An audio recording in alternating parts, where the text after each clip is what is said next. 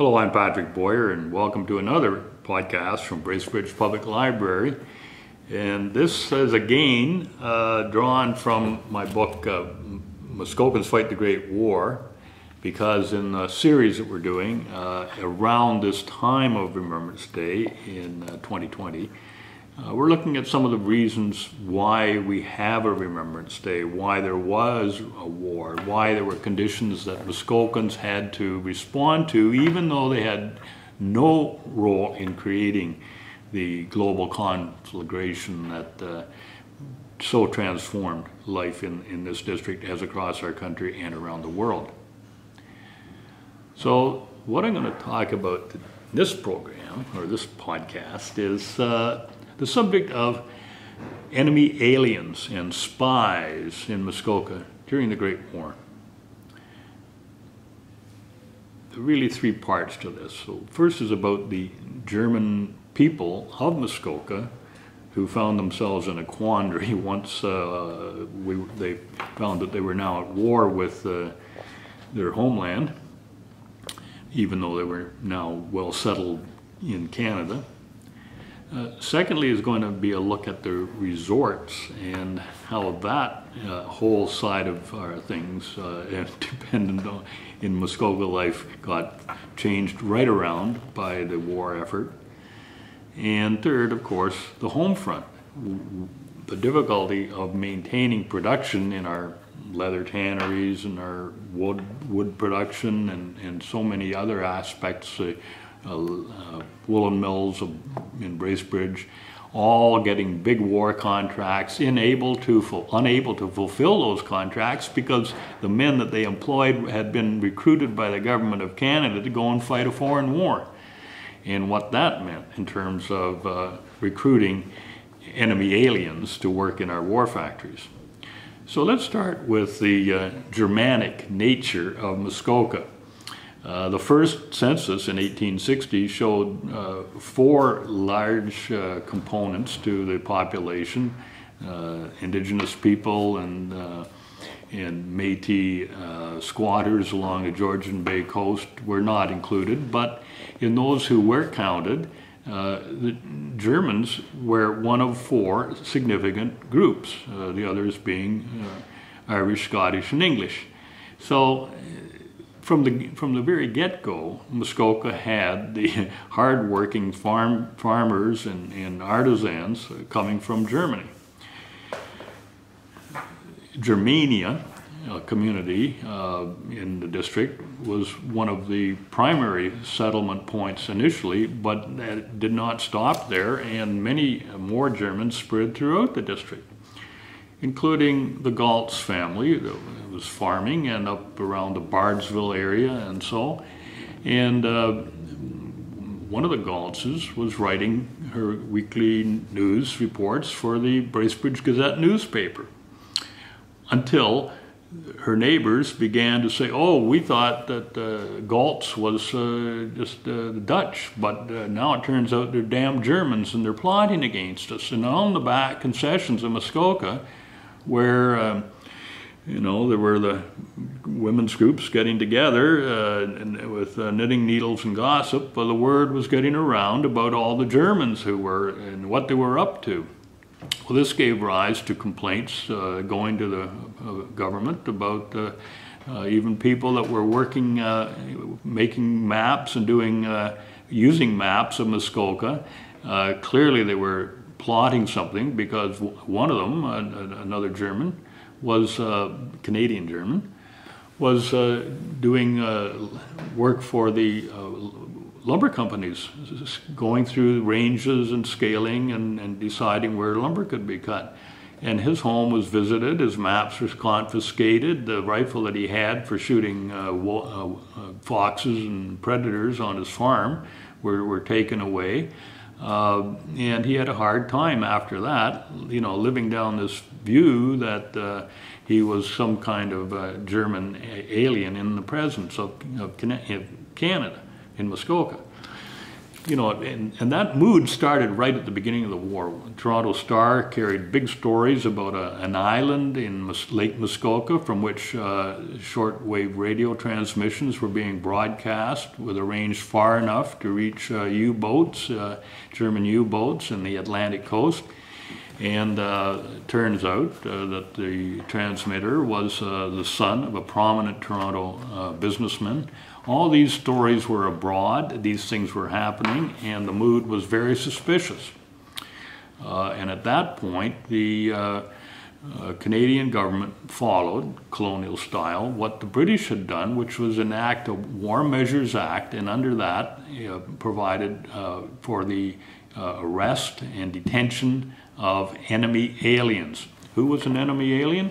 Anybody that had come to Canada within the past 10, 15 years from a country that was now belligerent, in other words, in the war against the British Empire, which meant a lot of Ukrainians and people from Central and Eastern Europe, the eastern end of the Austro-Hungarian Empire.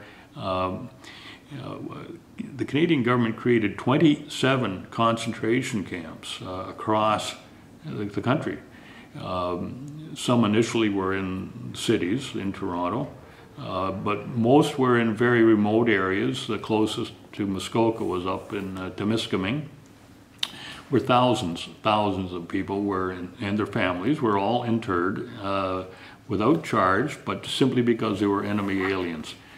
The British, after a while, realized this was nonsense. These people were not about to rise up in arms against their new country. It was taking a lot of time and effort and military personnel to guard these camps and feed the inmates. And they abolished the project and carried on fighting the war. Not in Canada. Canada doubled down.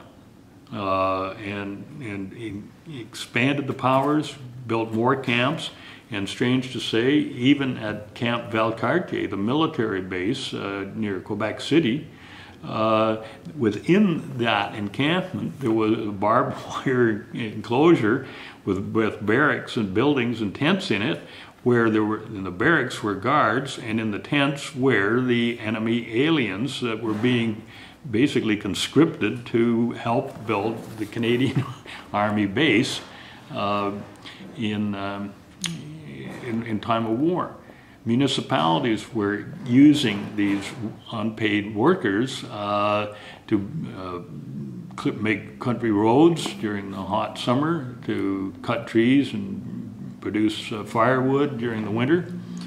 And so in Muskoka, where the leather tannery and it was a major part of the war effort, between the Anglo-Canadian and tanneries in Huntsville and Bracebridge, and the Muskoka tannery, the Beardmore tannery, also in Bracebridge. Those three tanneries were producing more boot leather and industrial belting leather than any other place in the British Empire.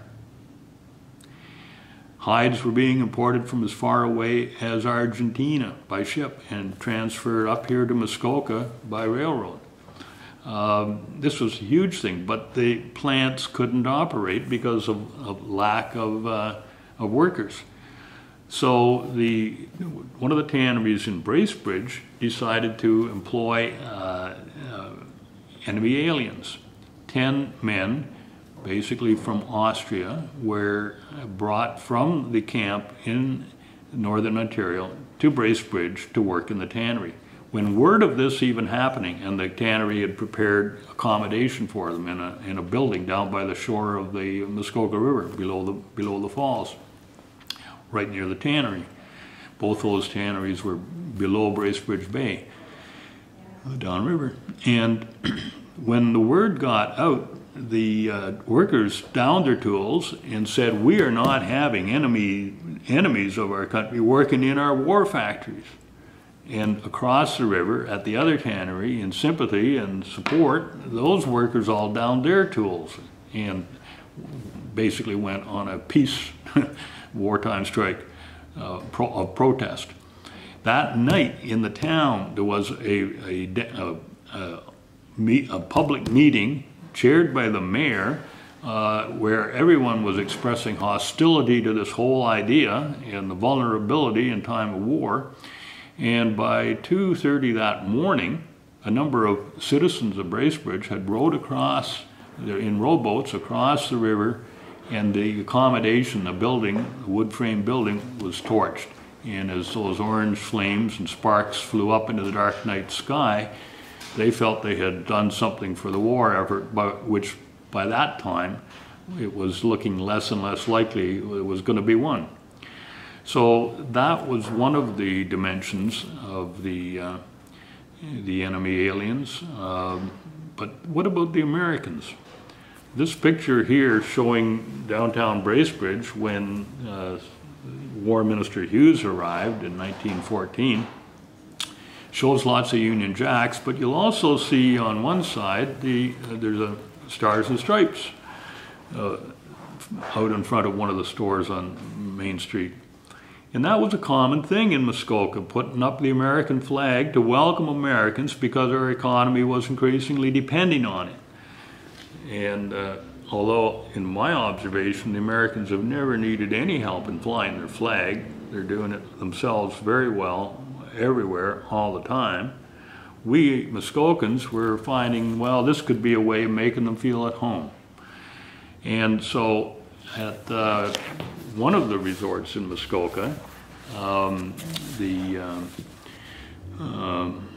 at Monteith House, as you can see here in this picture, the Union Jack and the Stars and Stripes hung together over the reception desk in the main entrance lobby.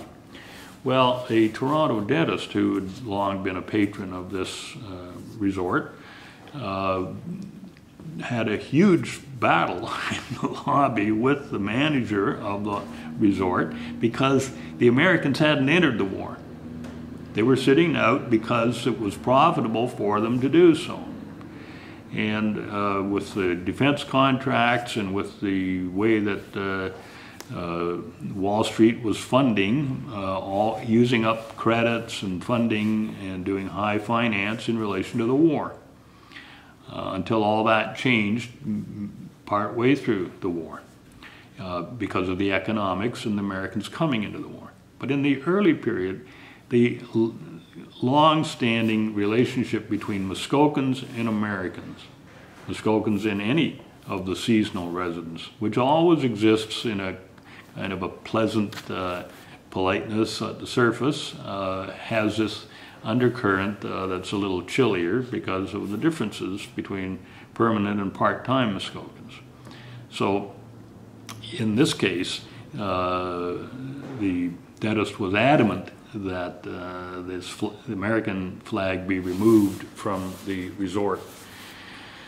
But that was pretty gentle stuff compared to what was happening meanwhile over at the another resort, the Grunwald on Mary Lake. Before the war, the Grunwald, which was built to resemble a castle in the Black Forest of Germany. Builders were Germans, operating out of Huntsville, and this was a very popular place. And this photograph here shows one of the two steamships that were constantly serving this resort all through spring, summer, and fall. This is the Joe, steamship Joe, from Huntsville and from Port Sydney, and bringing people to regattas, to dances, to dinner parties. This was a festive place, and Muskokans felt very sophisticated and, you know, worldly, being able to go to the Grunwald, sort of rolling the R off the tongue. You know, this was cosmopolitan Muskokans. Great thing. And then the war came along, and all of a sudden, there was a Muskoka-wide boycott of the Grunwald. War changes everything. And the two shipping companies in Huntsville and Port Sydney canceled any more sailings to the Grunwald. Nobody went there. The owners had to close it, and it sat boarded up all during the war. what happened then with the armistice in November 11th, 1918, as that was being celebrated with bonfires and burning the Kaiser in effigy and so on all across Muskoka, somebody also set a fire at the Grunwald, and it went up in flames just in the shadow of the armistice in November of 1918. These feelings were real, they were aggressive, they were born of fear and encouraged by official policy, and yet the Muskokans of German extraction remained loyal. And during the time in the early part of the war, when there was starvation in Belgium and need for food in Europe, the Minister of Agriculture in Ottawa contacted the mayor of Bracebridge to see if other municipalities in Muskoka could participate in providing food. And there was a big drive that year because it was a bountiful year. 1914 crops, from berries and apples to potatoes and carrots, you name it, everything growing in Muskoka was in a huge harvest, very bountiful harvest. And boxcars were filled with bags of potatoes to go overseas. And not only did the First Nations at Wada provide an abundant supply of potatoes, but so did the farmers at Germania. You see here in this picture the farmhouse of the Weiss family, very beautifully built. They were industrious, they were great farmers, and Germania produced a lot of potatoes that went in those boxcars going overseas as part of supporting the British Empire's war effort. Germania, interestingly, retained its name through and after the war, even though other places across Canada, most notably Berlin, Ontario, were forced by local sentiment to change their name to Kitchener, who was the British war minister in the Great War of 1914, 1918. So all of these show what happens in a otherwise peaceful vacation land like Muskoka when overseas and beyond our control others decide to go to war, and it rejigs the lines and alliances and loyalties. Fears and suspicions boil up to the surface and have a detrimental impact. Why we pay attention to this now is that it's modern history of Muskoka, because no less today than in the past, these human tendencies and government policies and practices continue to have an influence on how we see and act together as a human community in our district. Thanks for joining me here. I'm Patrick Boyer on this podcast being created for you in Bracebridge Public Library, Bracebridge, Muskoka.